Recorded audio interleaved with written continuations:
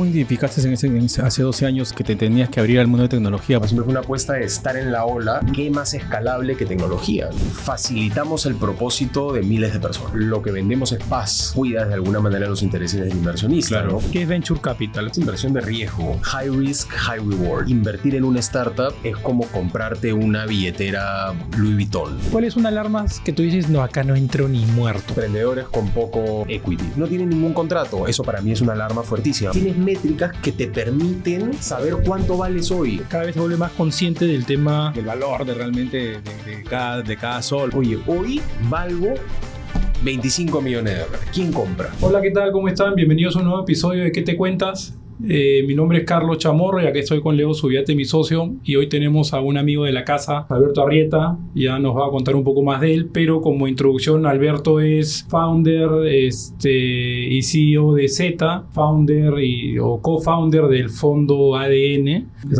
Es abogado. Alberto ha venido para hablar un poco de el mundo de los startups, de emprendimiento, rondas de inversión, venture capital, así que tenemos una sesión súper interesante.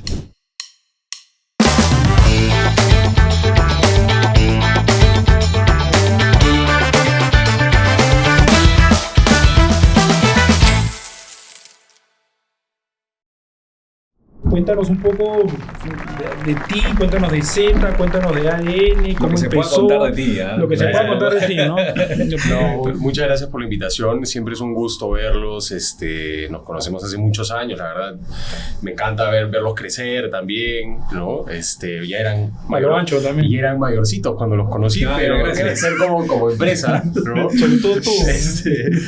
Yo tenía pelo cuando me conociste. Es verdad, los he visto de primera mano cómo se han ido abriendo camino en un digamos, escenario competitivo bien rojo, como es los servicios de contabilidad, finanzas, impuestos, ¿no?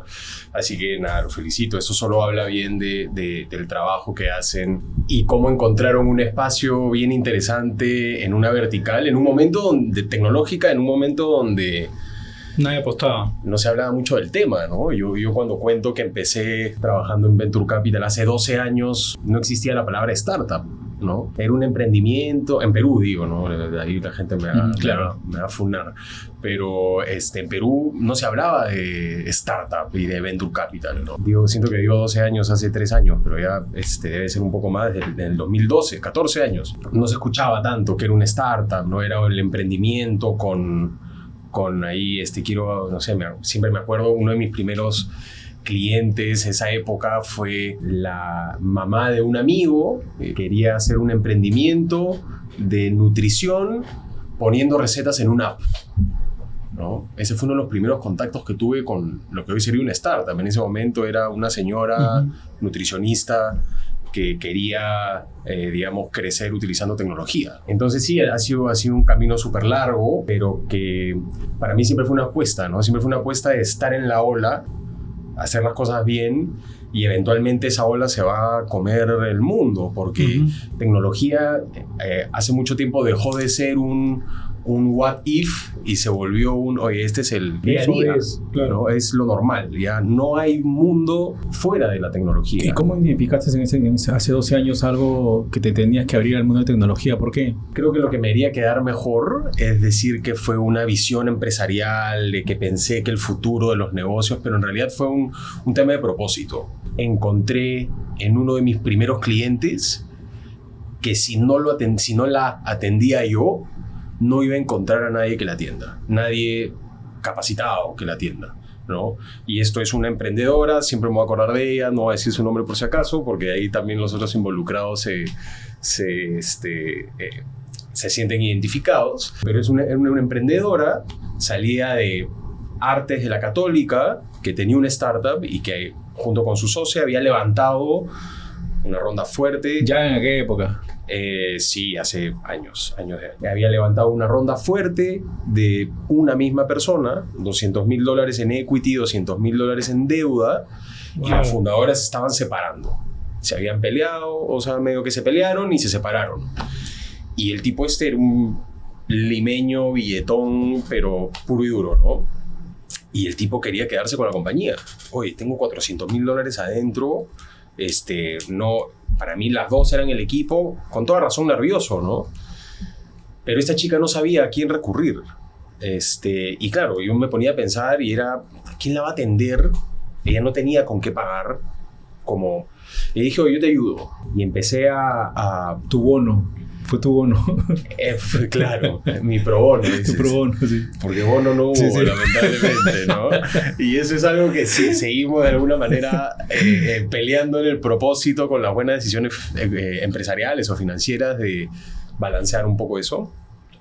Pero bueno, esa vez nada, tuve que sentarme ahí me acuerdo, en un estudio de abogado grande, name partner, sentado en la mesa conmigo, mis primeros pininos, ¿no? Y logramos que la fundadora salga muy bien parada y el inversionista salga muy bien parado también, haciéndole entender un poco como no siempre el mejor deal para el inversionista, el mejor deal, digamos, en este momento para el inversionista, es el mejor deal para el inversionista a largo plazo, ¿no? Me ha pasado también más de una vez que un inversionista agarra y en etapa temprana le dice, yo te pongo todo el capital que quieres, estilo Shark Tank así, yo te pongo los $200,000 que quieres, pero por el 40% de tu compañía. Y el emprendedor dice, puta, ya, Y después, tengo un PowerPoint y este tipo me está dando $200,000, claro, ¿no?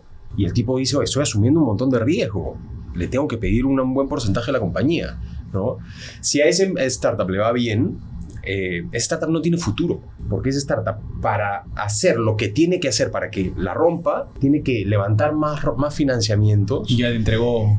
Y ningún fondo, ningún otro inversionista los va a tocar ni con una escoba, porque ya perdieron, o sea, en la siguiente ronda pierden control de la compañía, ¿no? Y el fundador, visto como el guardián de la visión, de la misión, del producto, el que se enamora del problema, el que crea la solución, ya no toma las decisiones en la compañía. Entonces ya es ininvertible para un fondo, ¿no? Esa parte es bien interesante. Como un muy buen deal para el inversionista puede a largo plazo terminar siendo un pésimo deal, porque esa empresa, si no sigue levantando capital, quiebra, ¿no? Pero ya entregó mucho. Porque ya entregó mucho, ¿no? Entonces, en hacerle entender es un inversionista también ha sido algo, en todos los casos que me ha tocado, ha sido algo muy bonito, porque hacerle entender al inversionista que esto te conviene y al final ver que sí, que sí fue una decisión correcta, como tirarse para atrás, porque al final lo que le propones al inversionista es, oye, tienes que devolver, donar chunk de participación que tienes de más que está bloqueando la empresa. Claro, si no vas a poder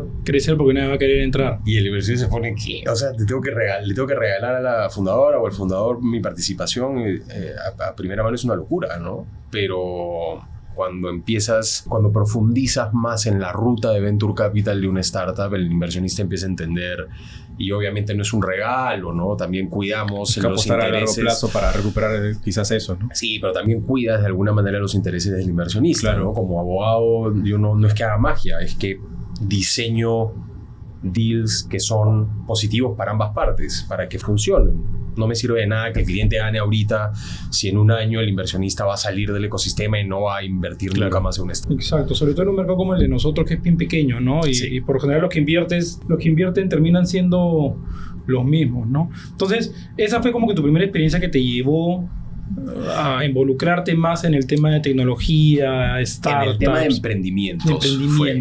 Que lo que yo vi es, de mi último paso por estudios de abogados, terminé muy desenamorado del derecho. ¿Por qué? Porque era hacer plata para gente que tiene plata y sin un propósito, sin nada detrás. Así te llega, haces este contrato y tú te pones a tipear, ¿no? Que es algo que me gusta hacer mucho en mi empresa, o tratar de hacer mucho en Z. Es imagínense, ustedes son contadores. El contador, que tal vez no ustedes como socio, pero el quien está haciendo el heavy lifting abajo de ustedes, ve un Excel, no ve nada más de eso, ¿no? Entonces yo tengo estos espacios con mi equipo donde hablamos de los clientes fuera de lo duro que hacen ellos, fuera del contrato que preparas, del Excel, del P&L. Fuera de eso yo te digo, oye, esta es una startup argentina que está innovando en las pruebas para el cáncer de mama, ¿no? Claro, tú estás viendo un Excel aburridísimo, lo mismo para todos los clientes, pero a mí me gusta mostrarle a mi equipo qué hay detrás de ese Excel. ¿Qué propósito ¿no? tiene tu cliente, no? Exacto, ¿no? Entonces, de hecho, cuando armábamos, bueno, yo era fundador de Legal Ventures, que fue mi estudio que fusioné con esta consultora argentina que hoy se llama Zeta. Nosotros teníamos este propósito súper claro con el ecosistema emprendedor. Y cuando diseñamos la misión y visión de Zeta, llegamos a una idea muy, muy bonita, que era: facilitamos el propósito de miles de personas. Nuestra idea es ser un facilitador, un catalizador de tantos sueños que hay de emprendedores que tienen ideas muy bacanes. Todos, de alguna manera, impactan de forma positiva la región, ¿no? Tienes fintechs que están bancarizando a gente en lugares donde no llega internet. Tienes gente en healthtech haciendo cosas muy chéveres. Tienes gente en Contech o PropTech facilitando el acceso a vivienda para mucha gente que no puede adquirir una, ¿no? Entonces llegamos a esta idea donde somos facilitadores o catalizadores del propósito de muchos emprendedores en la TAM. Y creo que eso al final es más potente que ganar un montón de plata. A mí lo que me hace levantarme todos los días es el propósito, ¿no? Emprender, como ustedes saben, es muy difícil. Físicamente, mentalmente, emocionalmente, ¿no? La cantidad de nos que recibimos todos los días, la cantidad de tiempo que pasamos tratando de craquear el mercado y el tipo de cliente ideal que tenemos. Los errores que podemos cometer. Los errores que cometes, ¿no? Las presiones que tienes también del cliente, de tus pares, de tus subordinados, ¿no? Es difícil, ¿no? Y nosotros nos presentamos como un partner para los fundadores para poder lograr ese propósito que ellos tienen, ¿no? Entonces eso siempre me pareció bien bonito. Ahora, has estado hablando de emprendimiento y startup, ¿no? No son lo mismo. O sea, ¿cómo? Has mencionado mucho, en esta parte has mencionado mucho emprendimiento. Sí. Creo que es súper importante para empezar a hablar de Venture Capital también como que tocar estas diferencias. El emprendimiento distinto a una startup, y dentro de las startups tener una startup lifestyle es distinto a tener una VC backable, ¿no? Y la primera pregunta es: ¿cuál es la diferencia entre un emprendimiento y una startup? Un emprendimiento puede ser un restaurante, un emprendimiento puede ser, no sé, nos ponemos los tres creamos una productora de camisetas de fútbol, ¿no? Eso es un emprendimiento. Está visto para ser un negocio rentable, ¿no? Una startup tiene por sí mismo un modelo súper escalable. Esa escalabilidad normalmente está sustentada por tecnología. ¿Qué más escalable que tecnología, no? Tenemos un cliente común que es Joinas. Me acuerdo cuando abrieron Joinas Colombia, fue poner tipo... Prender el switch y ya. Prender el switch de marketing. Obviamente ahí Caro y Domingo nos van a matar porque es cero así, pero para que se entienda con, digamos, el ejemplo de nuestra empresa de camisetas de fútbol, es mandar marketing para Colombia, y contrataron a un gallo en Colombia que era como que el country manager, y eso iba a ser el country manager para que empiece a levantar alianzas y todo eso, y te abres un mercado de 30 y pico de millones de personas más. Si tuvieras un restaurante o una empresa que vende camisetas de fútbol, ¿cuánto te costaría poner tu planta en México? No es tan fácil escalar, ¿no? Mucho más. Probablemente tengas que contratar primero real estate, negocios más tradicionales donde la inversión es mucho más agresiva si quieres, o sea, escalar, no como escalas una empresa de tecnología, pero si quieres irte a otro mercado con la empresa de camisetas, no es fácil, pues, ¿no? Claro. Tienes que contratar almacén, coordinar para todo el tema de supply chain, marketing. En cambio, en tecnología, en cierta forma, o sea, obviamente lo ponemos en términos sencillos, pero prende switch y ya está, pues, ¿no? Porque la necesidad probablemente, o sea, que todos compren entrada de la misma forma, ¿no? Exacto, y eso es lo que se llama, eso es el famoso hockey stick effect, ¿no? Donde tú en un emprendimiento tradicional, digamos, tus costos son lineales a tus ingresos, mientras que en una empresa, en un emprendimiento de tecnología o en una startup, lo que sucede es tus costos son mucho mayores a tus ingresos al inicio. Por la inversión, ¿no? Por la inversión tecnológica.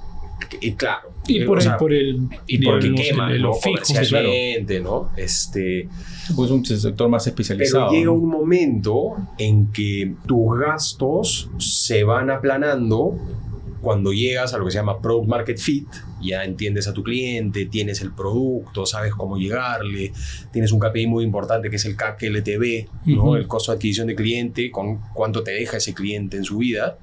Entonces ya tienes como ya las mates medio planchadas, ¿no? Entonces los gastos se van estabilizando y sucede esto con los ingresos, que es lo que habíamos hablado de cómo, qué tan fácil es abrir otro país, si es que tienes un producto tecnológico, cuestión de irte con tu, o sea, suena gracioso, pero cuestión de irte con tu USB, ya no hay USB, esto es en la nube, ¿no? Pero de la Rappi, ¿no? Exacto, ¿no? Me acuerdo cuando vimos la entrada de Rappi a Perú, que compró una startup en Perú, con una transacción en la que tuve la suerte de ser parte. Cuando Rappi entra a Perú, no habíamos terminado de firmar los documentos y ya veías las calles llenas de motorizados con casacas color salmón. Y vinieron, no sé si ustedes estuvieron en ese momento, pero vinieron 5 o 6 personas. Sí, estuvimos en el inicio también. Nosotros estuvimos cuando empezó Rappi también. Así, ya habían desplegado todo en Perú, ¿no? Obviamente, billetera de payaso. Sí, pero es parte de, ¿no? Digamos. Pero como tú dices, la tecnología va así, con tu USB ya estás en otro lado, ¿no? O sea. Ahora, ya, ok. Claro, emprendimiento, startup. Ahora vamos a otro nivel. ¿Qué es Venture Capital? ¿Cuáles son? O sea, tienes VC, tienes Private Equity, tienes Angel Investors. O sea, cuéntanos un poco de toda esa baraja, pues, de opciones para cualquier startup. Pues generar un emprendimiento para que pase de tamaño en tamaño a través de distintos actores. O sea, Venture Capital va contra emprendimiento, va contra startup, ¿a dónde va? Claro, el Venture Capital es inversión de riesgo. La definición es inversión de riesgo, que puede ir a emprendimiento también, pero dentro de la filosofía del Venture Capital es high risk, high reward, ¿no? O sea, yo, claro, invertir en un emprendimiento de 2 socios con 5 personas abajo. A mí me gusta poner este ejemplo de cuando inviertes en etapa temprana, si el fundador se parte el tobillo jugando fútbol, quiebra y tu plata la perdiste. Es así de frágil el negocio, ¿no? En etapas tempranas es así de frágil. ¿Pero qué te trae eso? Te trae otra cara de la misma moneda, es el high reward, ¿no? Tienes, no sé, entrando una empresa que hace $10 millones de ARR, un poco lo que estábamos conversando antes, tranquilamente se puede estar vendiendo en $100 millones, ¿no? Si tú entras en una etapa temprana, puedes ver un 50x, 50 veces el valuation al que entraste, que es algo que puedes lograr en 7 años, ¿no? Y es algo que ningún producto financiero te da. Pegarle a eso es bien difícil. Claro. Pegarle a una startup que se vende a $100 millones es difícil. Pero no es pegarle a un Rappi, no es pegarle a un Mercado Libre, a un Globant, no es una aguja en el pajar, ¿no? Okay. O sea, no es tan difícil porque, sobre todo ahora que cada vez hay más, todo está pasando en lo tecnológico con los temas de IA, es como que se está destapando un nuevo mercado. Y ni hablar con lo que ha destapado la inteligencia artificial ahora, que se hace ya otro tema completamente distinto, la capacidad que tenemos hoy en día los humanos para desarrollar nuevas plataformas, para desarrollar nuevos negocios, lo fácil que es desarrollar nuevos negocios ahora, eso creo que va a empujar mucho más la creación de nuevas formas de ver las cosas. Yo no creo que haya una vuelta atrás de la inteligencia artificial, ¿no? Creo que al revés, que nuestros días están contados para que nos... Es una revolución. Cada vez más rápido. Sí, yo creo que en 2 añitos ahí ya estás desfasado. Vamos a estar recibiendo órdenes nosotros, creo. Y nos vamos a ahorrar a Frank. Claro. Si la cámara se va a poner solas ahí. La cámara caminar sola se va a poner. Y la inteligencia artificial nos va a sentar acá. Sí, claro. Sí. A lo mejor no tenemos que ir nosotros. Sí. ¿No? Un muñequito ahí que habla. Escúchame, ¿cuándo tú puedes, o sea, ya cambiando un poco el tema, entonces ya sabemos que hay Venture Capital, ya hemos hablado de startups, emprendimientos, aterricémoslo a lo local. Pero no llegamos a definir a dónde va. Definir, claro. Sí. Bueno, hay dentro de las startups también hay 2 tipos, si quieres, ¿no? O sea, tenemos emprendimiento como género, startup como especie, y dentro de startup también tienes 2 especies. Una es lifestyle y otra se llama VC backable, ¿no? Para entrar al Venture Capital. La lifestyle es una compañía también de tecnología, pero que no tiene, por distintas razones, un crecimiento exponencial que puede tener una startup VC-backed ahora. Ya sea por el tamaño del mercado, ya sea por el tipo de producto que tienes, que has desarrollado, la necesidad del problema. Tal vez no es un problema tan caro, tal vez es un problema que se soluciona hoy de forma gratis, pero tú has visto una forma más eficiente de lograrlo.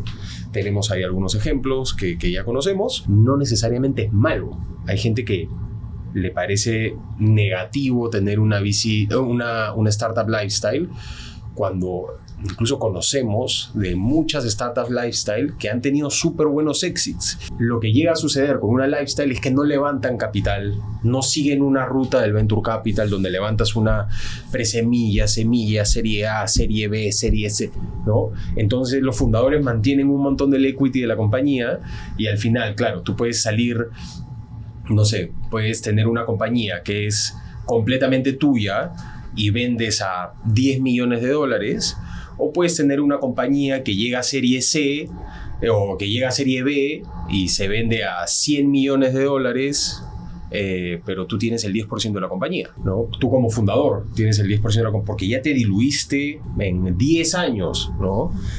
También te cuesta 10 años llegar a esa serie C, también te cuesta sangre, sudor y lágrimas llegar a esa serie C. Entonces, ¿quién fue más feliz con el resultado, ¿no? El lifestyle que emprendió y bootstrapeó, bootstrapping full, compró sus cosas y creció poco a poco y eventualmente dio tan buen servicio, tan buen producto que tuvo más y más usuarios y eventualmente vino alguien que lo quiso comprar, o la que le mete como loco creciendo y tu CAC y comprando usuarios ¿no? Y levantando capital y convenciendo a millones de personas para que te contraten, ¿no? Yo veo muy bien las lifestyle, no desde mi lado de inversionista, pero desde mi lado de humano, de abogado incluso, veo muy bien las lifestyle, porque son compañías, veo fundadores más felices, pero a la gente le gustan los flashes también, pero, ¿no? el Forbes, sí, pues, 30 under 30. Sí. Pero ese tema, o sea, yo creo que en Perú no es tan común ver los VC-backed porque no es un mercado realmente donde puedas escalar, ¿no? O sea, al final el tamaño del mercado te termina limitando a cuánto puedes llegar, salvo que saltes a otros mercados, ¿no? Pero sí, o sea, pero lo mismo pasa en Chile, ¿no? Creo que hay poco, solo en Brasil y en México tienes unicornios que no han salido del país. Colombia. En Colombia no. Todos los unicornios de Colombia están en otros países también. Ah, ok. Bueno, es que la economía también, ¿no? Brasil y México. Es que es el tamaño del mercado. El tamaño del mercado. Incluso Colombia es más centralizado que nosotros, entonces puedes hacer negocios en todo el país. Acá básicamente Perú es, o sea, no estoy generalizando, pero más fácil es hacer las cosas en Lima. Pero en Lima, porque también te van a funar en tu capítulo 10. Pero Brasil es toda una economía que puedes hacer en toda la parte, en todo el país, digamos, claro. ¿no? Igual México. Es el tamaño del mercado, ¿no? En cambio, Perú difiere un poco en lo que dices, porque a mí Perú se me hace un mercado bien interesante, porque tienes gran parte digamos, gran parte de la población la tienes en Lima. En Lima. Sí. ¿No? Gran parte del PDI en Lima. Lo tienes en Lima. O sea, entonces, para emprendimientos, para salir, para testear un producto, Lima es una gran ciudad. Claro. Es una clientela amable. Siento que es una gran ciudad para pilotear cosas. Para equivocarse, ¿no? aprender. Para equivocarte, sí. Y de ahí saltar a otros países. Pienso que mucha gente arranca a Perú y después de frente se va a México, ¿no? Sí, que no, para mí no es la mejor decisión teniendo equipo en México. ¿Que hay que rutear o qué? Okay. Yo creo que México es un monstruo, pues, sí, ¿no? Claro. Es como... Te puedes tirar contra la pared. Otra billetera necesitas como salir de jugar... otra cultura también, a pesar que sea el mismo español, es otra cultura. Exacto, y que la gente tiene esa idea de que no, somos iguales. No. Sí, con Colombia nomás podemos hablar el mismo idioma, pero culturalmente somos distintos. Exacto. Entonces yo sugiero, si van a escalar, emprendedores van a escalar con su startup, no, para mí México no sería el paso uno, tipo, de todas maneras, México es un mercado gigante, te puede hacer multimillonario seguro si la rompes, pero entras también a un landscape competitivo bien bravo, ¿no? Con gente que tiene muchísimo dinero, con gente que no le compra a alguien que no sea mexicano, con una idiosincrasia completamente distinta, un gobierno, entidades gubernamentales totalmente distintas. En México un notario cobra más que el abogado, ¿no? O sea, las cosas no son tan más sencillas, o no son más sencillas que en Perú. y el mercado, digamos, la parte comercial no es tan similar a la peruana.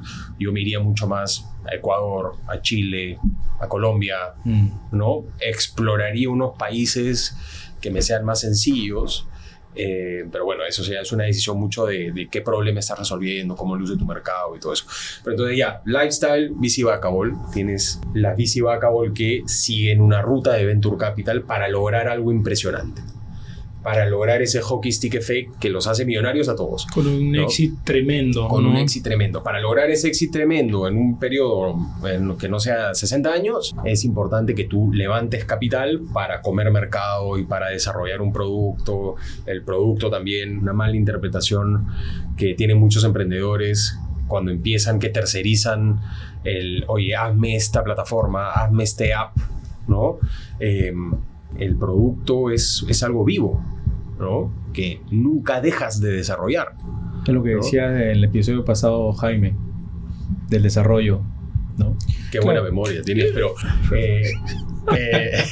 entonces, claro, es algo vivo que nunca dejas de desarrollar. Entonces ese misconception de voy a contratar a este software factory para que me haga mi plataforma y de ahí salgo yo con mi pata administrador y yo soy abogado, salimos con mi legal tech, ¿no? Así no funciona. Es algo vivo que no paras de trabajar sobre esto. Bueno, tal cual lo que decía Jaime, ¿no? O sea, métete o sea, tienes un software factory y después si quieres salir a comercializarlo pierdes el control tú mismo de eso, ¿no? No, y que tienes que tener tu página y sitio, o sea... Pero eso también está ligado con o sea, conseguir talento acá es difícil. Sí, puede ser un paradigma también. O sea, yo he constituido o he ayudado a aterrizar en Perú a 2 software factories americanas. Anda, dile a un gringo que acá es difícil conseguir talento. Allá, ¿sabes cómo se pelean a los desarrolladores? Bueno, ya mucho más caro, ¿no? Un developer en Estados Unidos te cuesta $250,000 al año. En Perú, sí, pues. ¿cuánto? Y talento hay, ¿no? He conocido unos chicos de la San Pablo de Arequipa. El otro día también le di una mentoría a unos chicos en Cusco. Talento también hay. te ha ido bien con la San Pablo. Creo que hay talento. Creo que no es un talento caro, pero claro, justo lo conversaba ayer con una amiga que le estoy dando una mentoría también. Desde tu casa de playa no vas a encontrar a tu socio CTO. Claro. Tienes que irte al evento, tienes que meterle en LinkedIn, estoy haciendo esto, tengo este problema, hablar con otras startups. Tienes que moverte en el ecosistema, ¿no? Sí. ¿No? Porque otra cosa también que es importante es, si tú quieres ser ese 1% de las startups, necesitas ser ese 1% de los equipos. Ok, pero ¿cómo? Has dicho algo interesante, ¿no? Ya. ¿Qué tipo de eventos son los que deberías ir para encontrar a esa persona o ese equipo de personas? Hay un montón de comunidades en Latinoamérica que hacen. Yo ahorita el domingo me voy a México porque es el México FinTech Week. Yeah. Y de ahí me toca Chile, y de ahí voy a Colombia, y de ahí me voy a Argentina, que en junio es el Innovation Tech Week. Entonces, eventos hay. Comunidades en Latinoamérica hay un montón. Para hacértela fácil, está UTEC. Hay una empresa muy bonita peruana que se llama Talently también. Hay otra muy bonita que se llama Growby también, del gran Kevin, que le mando un saludo acá, que no lo veo hace tiempo. Entonces hay compañías, pero claro, tienes que salir y buscar activamente, ¿no?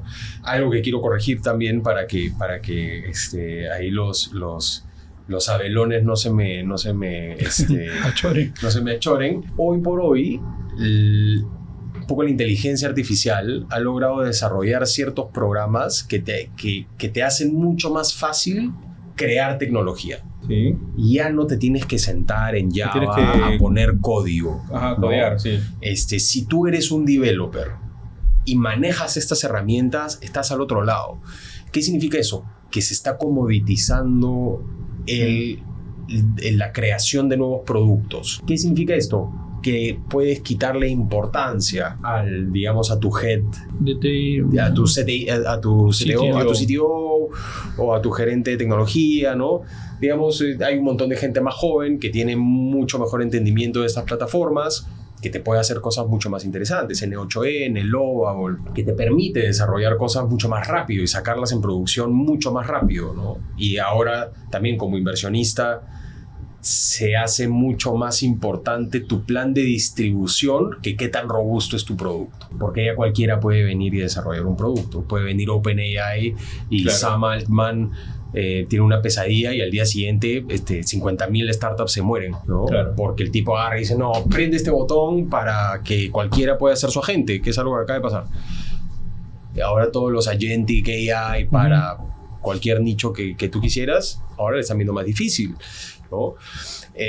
WhatsApp también cambió una política enana en WhatsApp y un montón de compañías que tenían agentic AI dentro de WhatsApp también la han sufrido. Otras han como oportunidades. les ha ido súper bien porque hay menos oportunidades. Es saber identificar, claro, en qué momento es el adecuado, qué oportunidades agarrar, ¿no? Ahora, yendo ya al levantamiento de fondos, Sí. ¿por dónde empezar? Equity. ¿Qué es equity? Ahí está. Deuda. ¿Qué es deuda? ¿Cuáles son los tipos que se usan en el mercado, al menos en Perú? ¿Por qué ir con uno o el otro? ¿Qué es lo que tú recomiendas? Bootstrapping también. Lo que se recomienda siempre es ese, claro, bootstrapping, ¿no? Que es financiar tu negocio con, digamos, tu patrimonio personal y con los propios flujos que va generando el negocio. Eso lo que te hace es ser mucho más consciente de la salud financiera de tu negocio. En el 2020, 2021 veíamos compañías que perdían cientos de miles de dólares al mes. O sea, en burn, ¿no? Como perdían de, oye, yo gano 10, gano 10 y pago y gasto 100. Como, ya, chévere, pero ¿hasta cuándo? ¿Cuál es el plan para llegar a punto de equilibrio? ¿En qué momento estabilizas la cosa para que sea una empresa saludable, ¿no? Era, no te preocupes por eso. Eso después me vendo y viene un fondo de private equity y mira, hace estos dos giros de tuerca y ya somos rentables. Pero eso era así, funcionaba el Venture Capital hace unos años. Se tiene startups bastante más saludables porque ya se tienen muchos sufrimientos y aprendizajes del pasado que hacen que ya sean bastante más conscientes. Ya tienes startups desde etapa temprana que cuando te pichean te dicen en 2 meses llego a punto de equilibrio. Y es como tal vez en una etapa tan temprana yo no le pondría tanta importancia en llegar a punto de equilibrio porque no estás hablando de perder millones ni de ganar millones. Pero sí hay que ver los números. Pero sí hay que verlo. Pero sí están mucho más atentos a esa salud financiera. Claro, exacto. ¿no? A esa salud, correcto. Que no era antes, ¿no? Que no era antes. Pero ¿qué es lo que pasó? Se dieron cuenta que, claro, si tienes... Acá hay 2 términos, perdónenme a los oyentes, que el 100% del idioma de Venture Capital es el Spanglish. Pero claro, acá hay 2 KPIs interesantes, ¿no? Que es el burn rate y tu runway. ¿No? El burn rate es cuánto quemas al mes, cuánto, digamos, ¿cómo se dice en idioma? O sea, si coges tus ingresos financiera. y le quitan los egresos, claro. Si es que eso es negativo, eso te va a decir cuál es el burn rate. Exacto. De cada mes. Estás quemando plata todos los meses, estás perdiendo plata todos los meses. Y el runway vendría a ser cuántos, a ese paso, cuántos meses te quedan de viendo caja. tu caja, ¿no? Hoy en día los fundadores son mucho más conscientes de eso porque han visto en el pasado que una startup decía, bueno, tengo 7 meses de runway, voy a salir a levantar mi capital para no quemarme, y algo pasó con el mercado. ¿Y dónde se iba tanto dinero? Y no llegaron a levantar su ronda en los 7 meses y solo puedes cerrar la puerta y se acabó tu compañía. Entonces, que pasan cositas, ¿ah? Que hacen que el mercado se retrae automáticamente. Hace poco hablaba con un fundador de una compañía súper grande que quemaban cientos de miles de dólares al mes. Y me acuerdo que salieron a levantar su ronda cuando pasó todo este rollo con Silicon Valley Bank, que quebró. Todos los fondos se retrajeron y no pudieron levantar y quebraron. Startup conocidísima. Hoy los emprendedores son bastante más conscientes de eso. Bueno, el mismo sistema nos ha llevado a eso, claro, ¿no? Obviamente. La salud financiera es importante independientemente de qué tamaño estás. Totalmente. Pero se hace más importante en etapas más tardías, porque ya estás hablando de más plata, más millones, claro, ¿no? Claro. Entonces es mucho más fácil corregir una empresa que quema $7,000 al mes a corregir una empresa que quema $2 millones. Sí, pero ya estás hablando de otra magnitud. Y eso ¿no? es otro nivel, es clave, ¿no? Y también es importante distinguir, oye, qué gastos realmente podría no tener, ¿no? O sea, no sé, hago una ronda de inversión y, no sé, pues me alquilo un piso en Juan de Arona que pago $10,000 al mes. No, pues, ¿no? Claro. O sea, siempre tienes que cuidar y toda la plata que tengas, usarla para poder generar valor al negocio. Claro. que ahí o sea, lo estás viendo como también como que el emprendedor toma decisiones tontas, pero también el emprendedor con la mejor intención y sus propias capacidades toma malas decisiones también. Sí, claro. Al final todos los tomamos, o sea, Claro. sí, todos nos podemos equivocar, ¿no? Pero Claro. creo que cada año que pasa Pero hay que cuidar el billete, ¿no? O Creo que está cambiando ese mindset de que la gente ya... es vivir mucho por más debajo de las posibilidades. Sí, la gente tiene que... Cada vez se vuelve más consciente del tema... del valor de realmente de Claro. cada solo, de cada Este dólar. dólar, ¿para qué lo voy a usar? ¿Lo voy a poner a un metro cuadrado que no me genere ingreso? Claro. ¿O lo voy a poner en marketing? ¿O lo voy a poner en gente o en desarrollo de TI para Claro. generar más eficiencias? ¿no? Claro. Entonces, lo que sucede con el Venture Capital es que, y ya regresando a la pregunta, el Venture Capital invierte en estos emprendimientos de tecnología con esta apuesta de que eventualmente se va a vender a 30, 40, 5, 6, X lo que has invertido, ¿no? Que va a venir alguien que lo va a querer comprar. Entonces, un emprendimiento tiene básicamente dos formas de financiarse. Con equity, que es vendiendo participación de la compañía, la empresa... Esto lo voy a decir porque muchas veces hay también un error en las ideas del emprendedor de voy a vender equity, entonces salgo y vendo mis acciones. Eso es... Las mías, Claro. no las que emite la Es empresa. un levantamiento de capitales. La empresa crea nuevas acciones que se venden y esa plata ingresa a la compañía. Claro. Si yo, fundador, vendo mis acciones Entra a y tu esa bolsillo. plata entra a mi patrimonio personal Claro. y yo después la meto a la compañía, no le estoy haciendo un bien a la Así compañía es, tampoco, así es. porque le estoy generando deuda, qué sé yo, ¿no? Complicas el tema, ¿no? Complicas el tema. Entonces, puedes financiar tu compañía vendiendo equity, vendiendo una porción de la compañía o emitiendo deuda. Correcto. ¿no? Con una deuda que Normal. se repaga con un interés.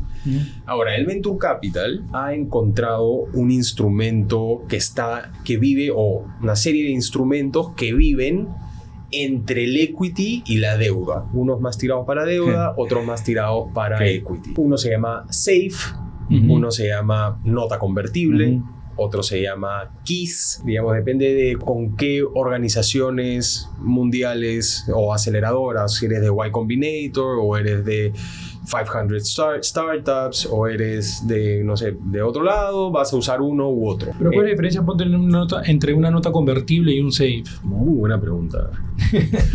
Muy buena. El SAFE está más cercano al equity que la nota convertible. La nota convertible es un deuda, préstamo, es deuda. Si suceden ciertas condiciones, se van a convertir en equity, se van a convertir en acciones y a decisión del inversionista. Ok. Yo decido, al ser un préstamo tiene intereses y tiene una fecha de vencimiento. Vence el préstamo. Eventualmente tenemos una fecha donde me pagas el principal. Al vencimiento, el inversionista, normalmente, el papel aguanta todo, se puede escribirlo como quieran, pero el estándar es el inversionista, llegado a la fecha de vencimiento del préstamo, el inversionista decide si yo quiero convertir mi préstamo en acciones o quiero que me pagues mi plata de vuelta. Ok. ¿No? Versus la nota convertible, que es... Oye, tú me pones la plata y, como diría un ex jefe que tuve, estás rat inside, ¿no? Sí. Con el SAFE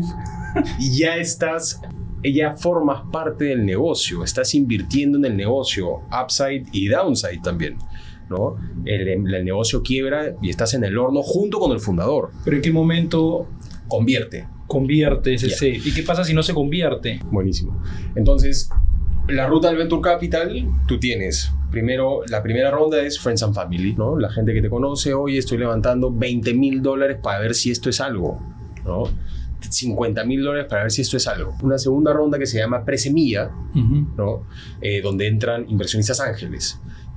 Por ejemplo, si quiero sacar un negocio de una real estate tech, ¿no? Algo que ayude a la gente a encontrar los depas más rápido, ¿no? Entonces, ¿qué hago? Voy y le picheo ¿a quién? A los dueños de los portales, a los dueños de Menorca, a los dueños de, ¿no? Siempre tratando de buscar lo que se llama smart money. Alguien que no solo te ponga plata, sino también que te abra puertas, que te ayude, que te dé consejos, ¿no? Entonces, esa es la presemilla. Presemilla es ángeles, aceleradoras, grants, Startup Perú, Startup Chile, montones. Luego viene una ronda semilla, que te sirve más para ya tengo el producto, ya lo he validado, me sirve para lograr ese product market fit, para subir clientes, todo eso. Y luego viene tu serie A, serie B, serie C, serie D y todo el abecedario, que lo que haces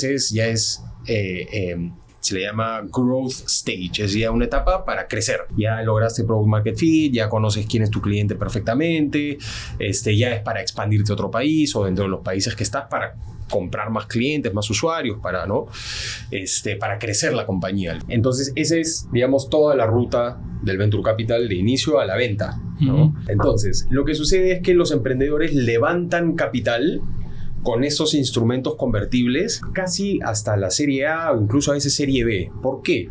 Porque si yo recién estoy empezando con mi negocio de tecnología, ni yo fundador ni tú inversionista sabemos cuánto va a costar esto. Claro. No sabemos si esto es Facebook o es el otro 99% de startups que quiebran, ¿no? Entonces, nunca vamos a estar alineados en llegar a una valorización. ¿Por qué? Porque yo de arranque, pre-producto, pre-revenue, pre-todo, te voy a decir algo más de $1 millón. ¿Por qué? Por el tamaño del mercado, el valor que tiene el problema que quiero solucionar, el equipo que está detrás. Somos los correctos para resolver esto. Y porque si me evalúo menos, me voy a diluir mucho. Y en toda esa ruta, eventualmente voy a ser invertible, ¿no? Entonces, y tú me vas a decir... Que me da risa que he visto ahí algunos periodistas de izquierdas dándole con palo a Joel Klimper y a Adriana Tudela, no me acuerdo no sé si se acuerdan ustedes de Altavoz, este periódico que había digital, ¿no? Que salía que estaba levantando capital $1 millón, ¿no? ¿Y qué va a valer $1 millón? Esto es corrupción, decían, ¿no? No, pero es una startup al final, ¿no? Entonces, claro, si lo ves como es un periódico que no hace plata o que hace muy poquita plata, claro, no ¿cómo va a valer $1 millón? Explícame cómo tu negocio, no tienes producto, no tienes ingresos, ¿cómo va a valer $1 millón? Metodologías de valorización financieras no tiene ningún sentido, ninguno. Haz la fórmula que quieras. Sobre supuestos que no sabes si son o no son. Por ahí comparables, y lo puedes sacar, ¿no? Pero comparables ni siquiera es una fórmula real financiera, ¿no? Es como, es un aid, al final es una ayuda.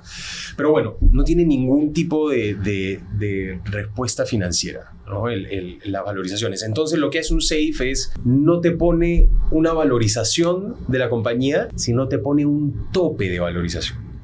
Lo que nosotros vamos a acordar hoy no es cuánto valgo hoy, sino a cuánto es lo máximo que tú como inversionista vas a entrar a mi compañía. Entonces decimos $1 millón. Entonces lo que estamos diciendo no es que mi compañía hoy vale $1 millón, sino eso es lo que creemos. Eso es lo que tú me estás diciendo que vas a valer mucho más de $1 millón, entonces vamos a capearlo, ¿no? Vamos a ponerle un tope. Entonces el tope de valorización es lo que vamos a negociar con un SAFE.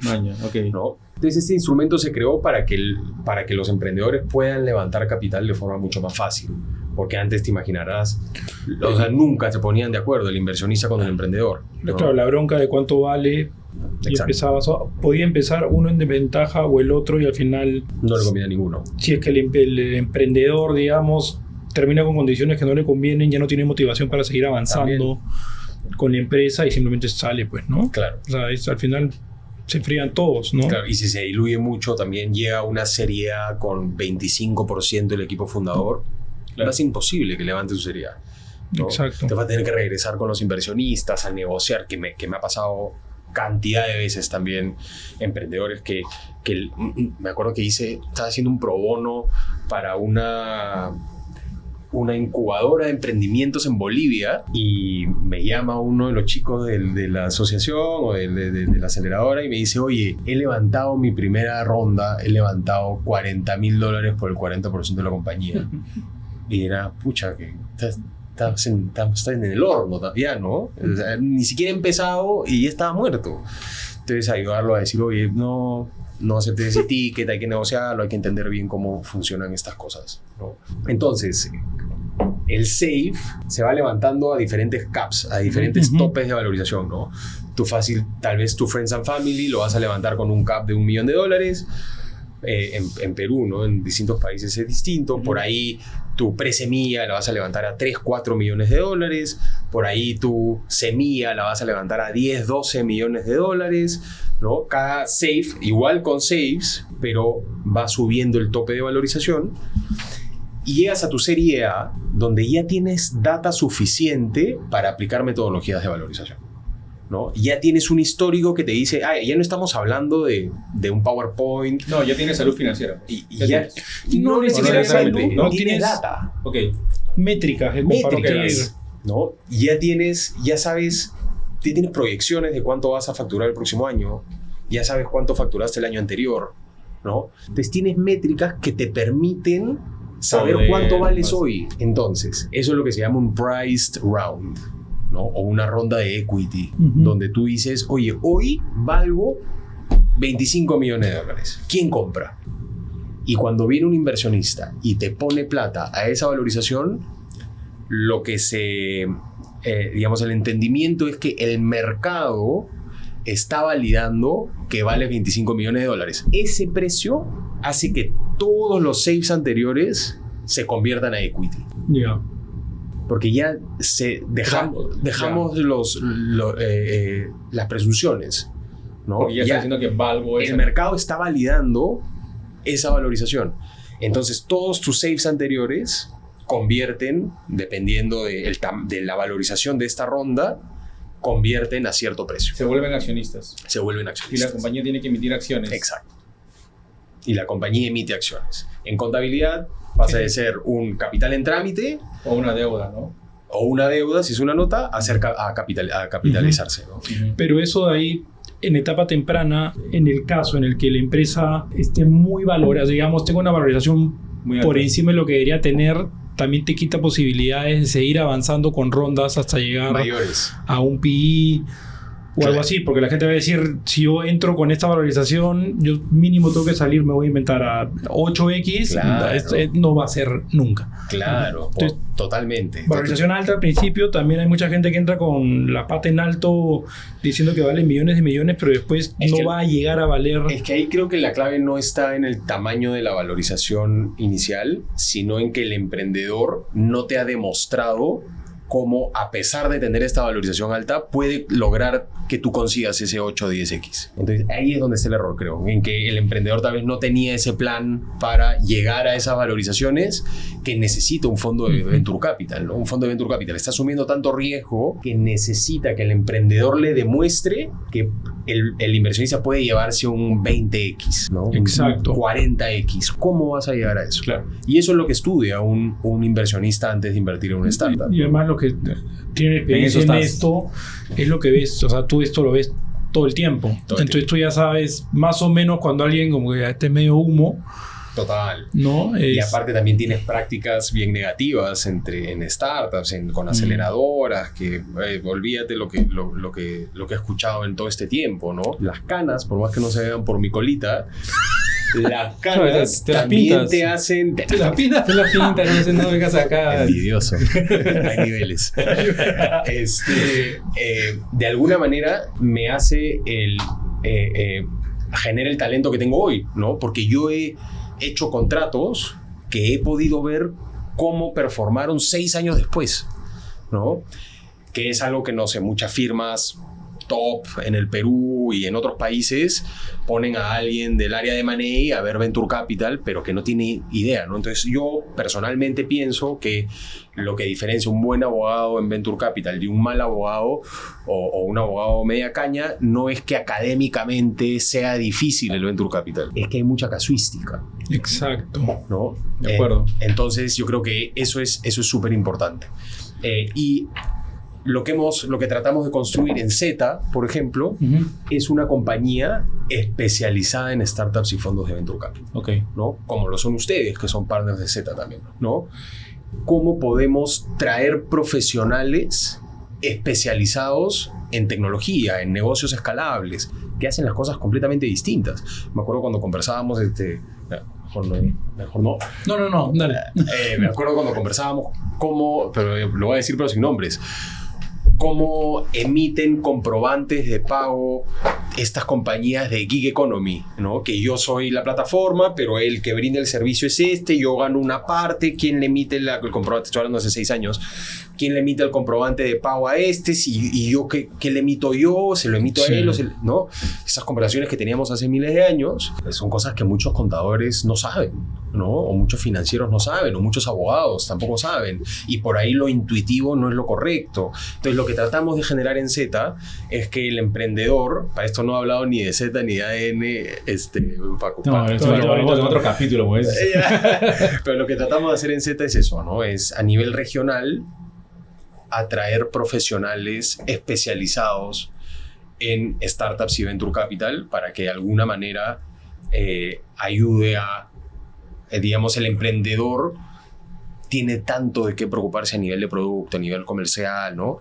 Se preocupe menos de legal, contabilidad, finanzas e impuestos, ¿no? Básicamente es, oye, tú encárgate de construir y de vender, que nosotros te dejamos. De acuerdo. Todo lo demás te lo... Que es todo un tema. Lo que vendemos es paz al final, ¿no? Paz y seguridad, que es una necesidad muy adentro del ser humano. Revisando el tema de levantar capital, ya sea para una startup o un emprendimiento, es importante primero, o sea, ya tener un modelo de negocio validado, ¿no? Al menos yo ya no veo localmente, o creo que nunca he visto a alguien que venga con una servilleta, como dicen muchos, y te diga, mira, aquí está el modelo de negocio, y se peleen por tirarle plata, ¿no? Es básicamente modelo validado, unit economics, ya que puedas demostrar con historia y que en base a esos unit economics puedas comenzar a tener proyecciones de más o menos cómo crees tú que va a ser tu negocio si cumple ciertos hitos. Sí, pero hay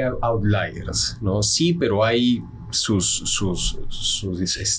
digamos, casos específicos, ¿no? Sí tienes emprendedores que han hecho 3, 4, 5 compañías antes, que por ahí le ha ido muy bien, o incluso no tan bien, que pueden salir y preproducto levantar a... Por confianza. 5 o 6 millones de dólares de valuation.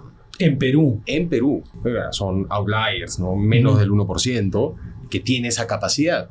Pero no sé, pues imagínate que Caro o Domingo digan, bueno, ya estamos, cerramos un capítulo en Join Us, voy a abrir esta otra startup. Un montón de gente le ofrecería participar de ese Friends and Family, de todas ¿no? maneras. O de ese pre-seed. No sé, Diego Olchese de Creana quiere sacar su siguiente startup, probablemente no tenga problemas en levantar capital en sus primeras rondas, sin demostrar nada. No hay KPI, no hay ni producto, ¿no? Claro, pero es como que el 1%, por lo que dijiste, Totalmente, es el 1%, totalmente. El resto tiene que mostrar algo, pues, ¿no? Totalmente. Algo o un sueño aterrizado en números. Claro, y en plan, un plan. ¿no? Muchas veces es el plan y la visión que tú tienes, ¿no? Pero ya nada es a ciegas, ¿no? Como antes. Ya nada es por una narrativa. Sí. Ya no es la narrativa. Mucho es narrativa, ¿eh? Pero y sí, ya la cosa ha cambiado. El mercado ha cambiado desde el verano el ¿Desde verano, pandemia o no? Sí, se le llama como el verano del Venture Capital. Es 2020, 2021, 2022 fue una locura, y hoy vemos un poco las consecuencias de ese verano, que es un montón de empresas reculando, grandes despidos, down rounds, ¿no? Empresas que levantaron a 35 millones de valuation y hoy te están ofreciendo a 10 millones de valuation años después, ¿no? Y crecimiento después, ¿no? Incluso yo levanté a 35 millones de dólares vendiendo 1.5 de ARR en el 2022, que es un múltiplo loco, ¿no? En una empresa X. De una empresa X. 2 años después, esa empresa ahora vende 2.5 millones de dólares de ARR y te está buscando para que le inviertas a 15, a menos de la mitad. Es que ya cambió, pues, ¿no? Ha cambiado todo el entendimiento del mercado desde lo que pasó en... Y que ha probado también, ¿no? Exacto. Que ha demostrado también. Exacto. Que creo que es saludable, ¿no? Claro. Un mercado bastante más aterrizado evita burbujas. O sea, hace todo un poco más tangible, hace todo un poco más real, la gente hace plata, la gente gana y pierde. De acuerdo. ¿Cuáles crees tú que son, ya sea que estás en proceso de levantamiento o en medio de una ronda, digamos, los do's y los don'ts? O sea, 3 de cada uno, que tú crees que es como que tomo uno, ¿me entiendes? Si no haces esto, vas muerto. Yo empezaría por tener la casa ordenada antes de levantar capital. estamos hablando de inversión de riesgo. Invertir en una startup es como comprarte una billetera Louis Vuitton, ¿no? Es riesgo. ¿Es riesgo o es un gusto innecesario, ¿no? Entonces, si yo hablo contigo, te convenzo, te prendo, estás así quinchi por invertir, y te digo, ya, pero espérame un mesecito nomás que tengo que solucionar unos quilombos que tengo adentro y luego vengo contigo y te mando mi información y todo. Se enfría. Enfriado ya. Eso es una venta del momento. Entonces tienes que tener todo muy afinado antes de decidir salir a levantar capital. ¿Ya? ¿Qué significa eso? Que yo ya tengo como un proceso de ventas, ¿no? Al final tú tienes un funnel y el funnel se va achicando y cada una tiene una acción tuya, ¿no? Entonces yo, si salgo preparado a levantar capital, ya tengo, este es mi funnel, después primera llamada, sale un mensaje, hoy estoy levantando capital, interesados, tengo una llamada, después de la llamada sale este correo que incluso ya lo tengo predeterminado con un link al Drive para que vea mi información, luego una semana después o 3 días después le hago seguimiento, 3 días después le hago seguimiento, si no se va, ¿a dónde se va? Se va en responsive, se va a futuro, se va a no estoy interesado. Es un funnel de ventas. Armar ese funnel también es súper importante de cara a salir a levantar capital, ¿no? Y eso está también muy relacionado con tu CRM.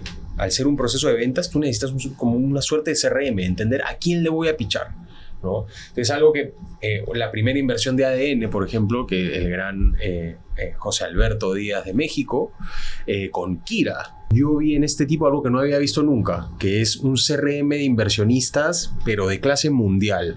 El tipo primero tenía 3 tiers de inversionistas. El tier 1 le daba plata y smart money. El tier 2, que smart money es como advice, network, llegaba como, le ponía, de hecho tenía una columna para decir qué lo hacía smart, ¿no? Tier 1, tier 2 era plata más network y tier 3 era plata pura, y los tenía organizados a los inversionistas. De cada inversionista tenía quién es el managing partner, el perfil de LinkedIn, quién me lo presentó, por dónde le puedo llegar, en qué estado está, en qué estado está dentro de tu funnel. Era un Excel, ¿ah?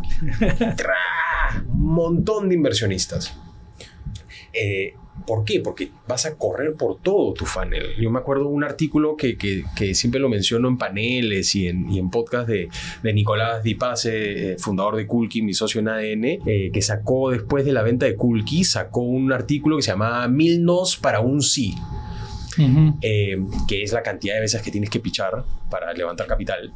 De hecho, nosotros en ADN hemos levantado, el fondo era un fondo de 2 millones, hemos levantado hasta ahorita 2.5, algo así. Hemos pichado a 780, 800 personas.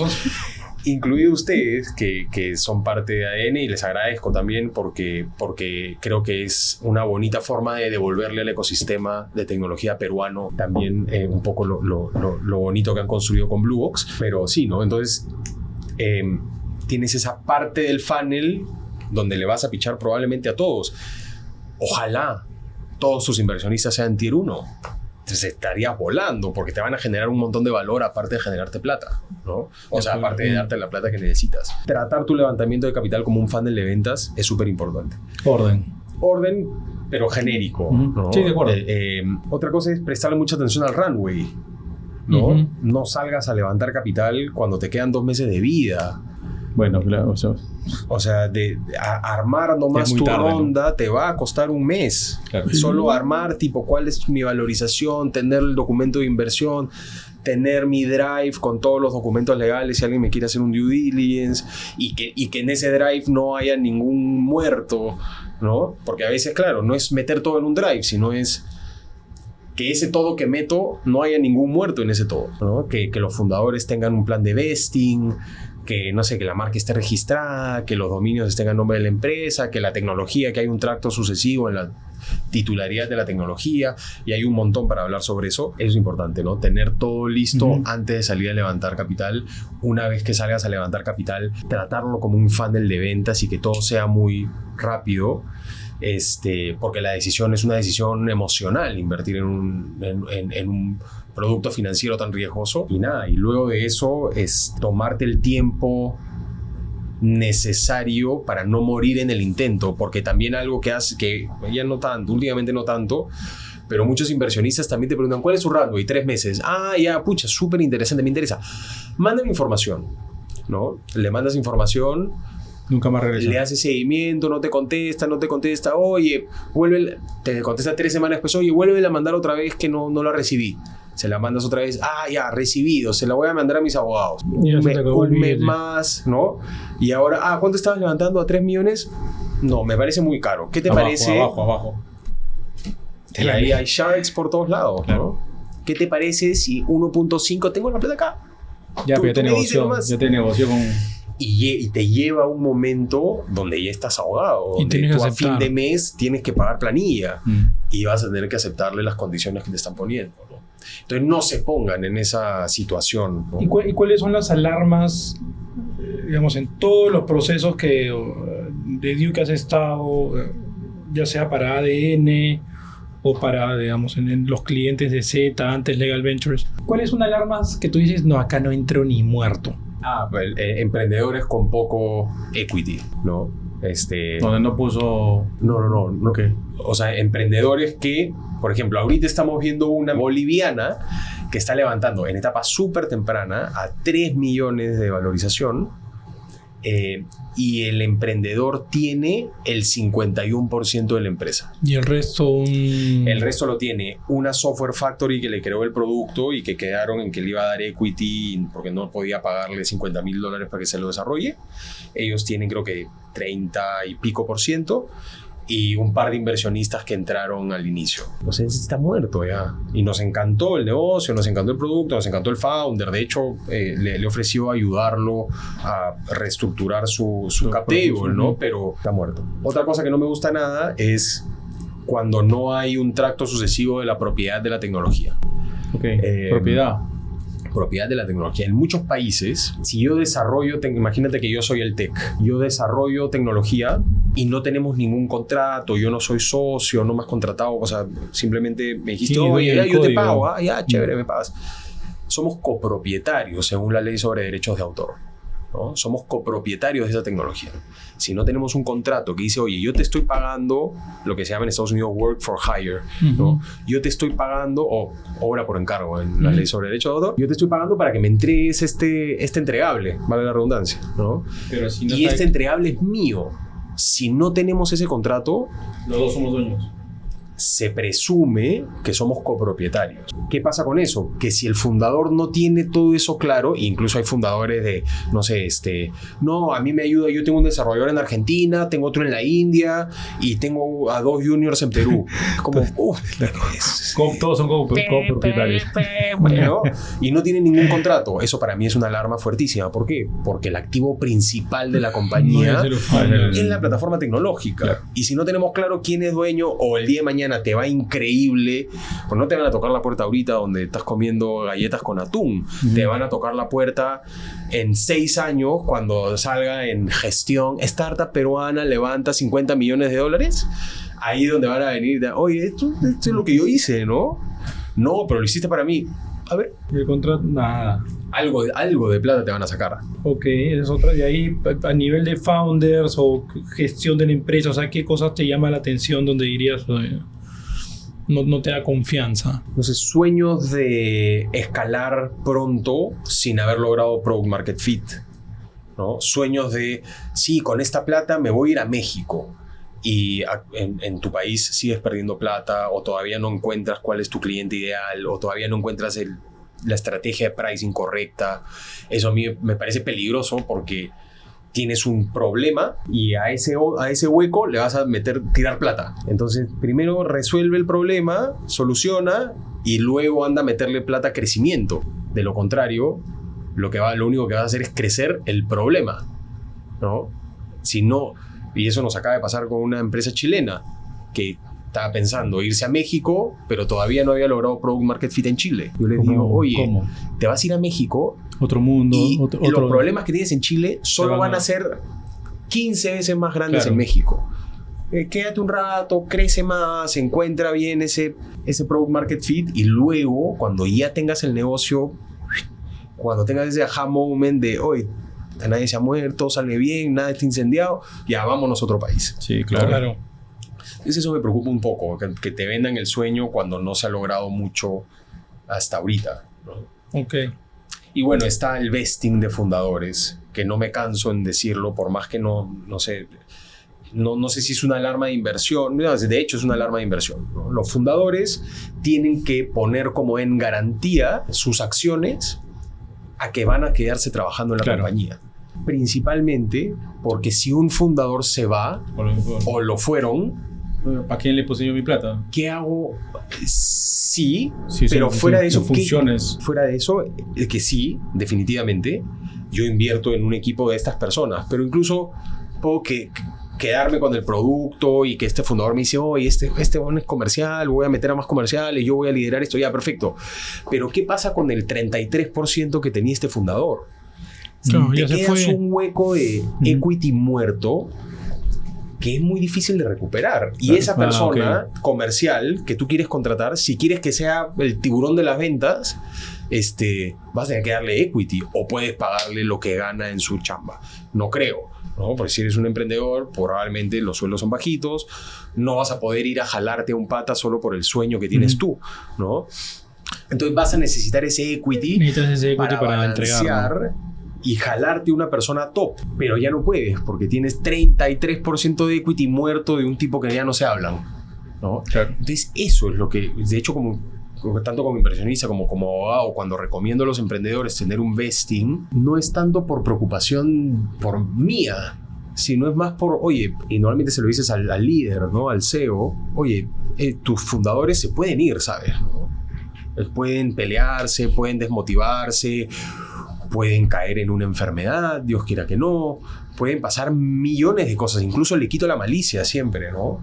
Siempre pongo un ejemplo de estás acá en Perú, tienes tu startup etapa temprana y a tu CTO le ofrecen $250,000 para irse de Product Owner a Google. Es un cambio de vida. ¿Qué le vas a decir? No, no me parece, ¿cómo te vas a ir? No, le vas a decir, compadre, de ahí me contactas por allá, pues, ¿no? Y anda, ¿no? Ok, pasa eso, ¿qué pasa con sus acciones? No, me las tiene que volver. Pregúntale eso al que se va. ¿Gratis? Claro. ¿Cómo así gratis? Si yo le he metido 2 años sin sueldo. No, te va a pedir, pues, te va a pedir. Estoy trabajando 2 años sin sueldo y acabamos de levantar una ronda a 5 millones y yo tengo 30%. Claro. Empezamos a negociar, voy a ser bueno contigo y no te lo voy a vender a, ¿cuánto sería? 1.75, que es lo que te lo debería vender. No te lo voy a vender, pero empecemos a negociar desde ahí. Y el emprendedor que está comiendo sopa ramen, ¿de dónde va a sacar 1.7 millones de dólares para comprar el 30% de su startup de etapa temprana? Muerto. Sí, pues eso tiene que estar escrito desde antes para saber. Cuando las cosas están bien. Es que para eso son los contratos, pues. Para eso son los convenios de accionistas. Yo creo que vamos cortando. Vamos cortando. Ya, ok, yo tenía una pregunta más, pero episodio 2, pide el público. Escriban ahí en los comentarios. Si quieres voy a comprar un par de vinos y dejamos las cámaras prendidas y seguimos. Y Fran no deja las cámaras. Pero sería interesante los que escuchan que digan qué cosas quieren escuchar como para hacer un episodio 2 con Alberto, porque yo tengo algunas cosas en la cabeza, como por ejemplo cuándo darle algo de equity al equipo, importante, qué porcentaje debe ser, por qué, quiénes son. Te comprometemos para un episodio de ese tema, porque sí es importante lo que dice Carlos, ¿no? Sí. Porque siempre lo vemos también, ¿ah? Por eso siempre te molestamos también. Encantado, muchas gracias por la invitación. Los veo también. ¿En serio? Sí, era broma lo del primer capítulo. Pero nada, aparte siempre muy divertido hablar con ustedes. Gracias por la invitación y vamos Blue Box ahí. Chévere. Gracias. No, igual, gracias a ti. Vamos también con Z, con ADN. Bueno, acá le vamos a dejar de igual manera las redes, tanto de Z como de Alberto, como de AN, para que puedan seguirlo, vean un poco más quién es. Así que nada, muchas gracias por estar acá. Gracias, Alberto. Y hasta el próximo episodio.